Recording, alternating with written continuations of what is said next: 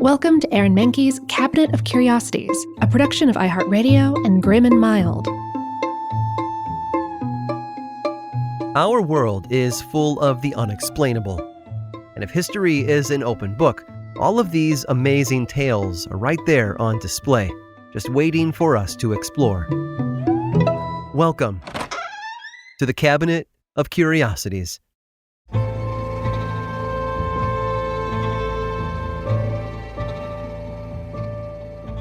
As we get older, we tend to think about the things that could have been, lives we could have led, choices we could have made, careers and loves and kids that never were. We like to think that we made the choices we did because, ironically, we never really had any choice to begin with. And had things been slightly different, that dead-end office job might have been a movie studio, or a startup, or a career as a best-selling author. Of course, we'll never know what could have been because, well, we never got the chance to live it. But Charlie knew. He knew because he'd been obsessed with the possibilities. But sadly, others did not share that obsession.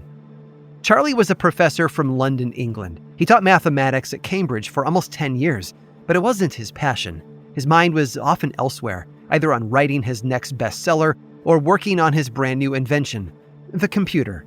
You see, Charlie was something of a pioneer in the computing world. He believed that all the office work being done by hand at the time could be accomplished more efficiently using a machine. Often, tasks such as navigation, calculations, and processing information were done by hand. There was a lot of room for error, and Charlie knew that there had to be a better way. He just had to invent it first. Others had started working on their own computers already, but they'd all been rudimentary machines. They could only store a small amount of information or do a handful of calculations before needing to be reprogrammed. So Charlie got to work on his own version. His computer would be the first digital device to calculate the values of polynomial functions automatically, as it used discrete digits to perform the tabulations rather than smooth quantities. But his skills were tailored more toward how the computer would work. He wasn't an engineer, nor did he have the capital to fund his own project on his own.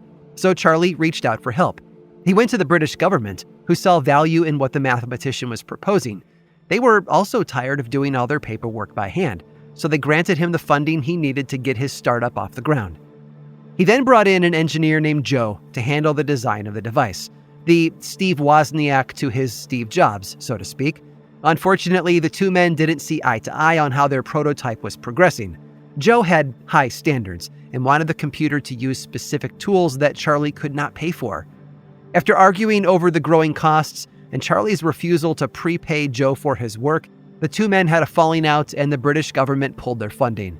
The age of the computer was already over before it had even started, but Charlie wasn't discouraged.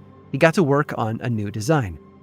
This more modern computer would be programmed using punch cards, similar to the IBM mainframes of the 50s and 60s. And to display the output from the device, Charlie planned on developing a printer for it as well. Its internal memory could have been capable of storing up to 1,000 numbers, each up to 40 decimal digits long. Unlike its predecessor, this updated model was designed to do addition, subtraction, multiplication, and division, plus square roots and number comparisons.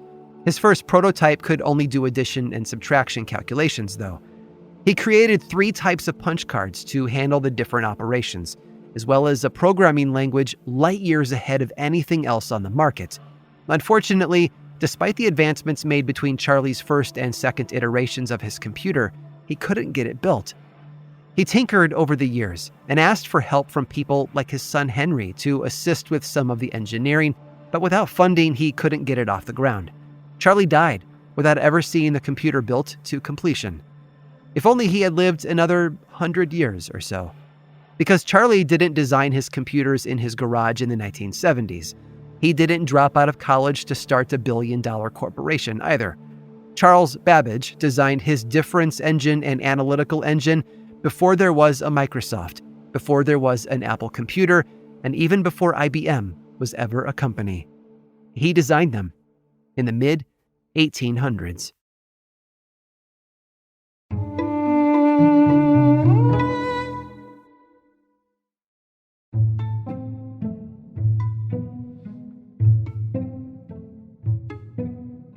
As the saying goes, one person's trash is another person's treasure. When Matt Barczyk was invited to see a 1975 Corvette someone was planning on selling him, he instead stumbled upon the greatest find of his car collecting career, a 1957 Corvette.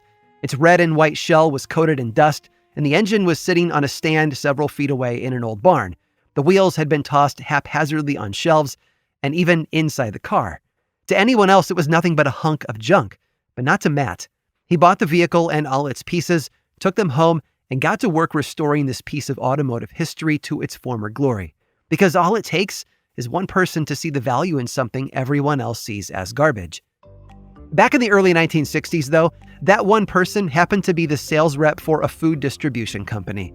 The salesman worked for Alex Foods, which delivered supplies to one very special Mexican restaurant in Anaheim, California, called Casa de Fritos.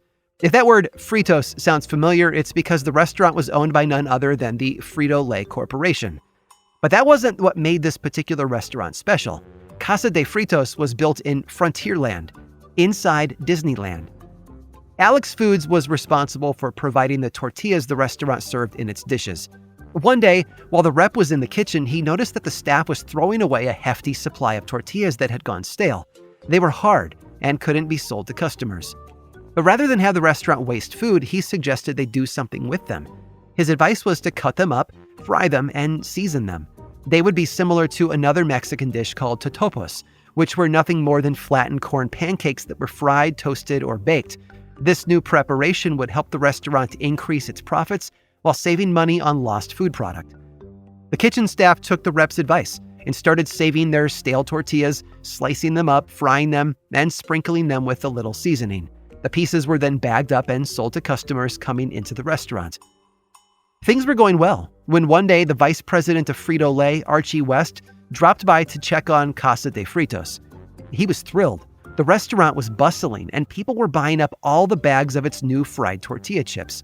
West bought a bag for himself to see what the hubbub was about. One bite and he instantly got it. They were delicious.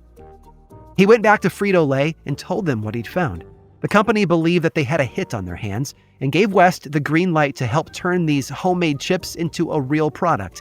He contacted Alex Foods, the company whose rep had kicked all of this off in the first place, and asked them if they would like to be the sole producers of this brand new Frito-Lay product.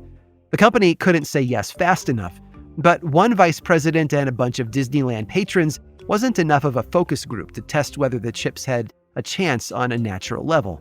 So Frito-Lay quietly launched them in the southwestern United States to start. Well, the launch wasn't that quiet.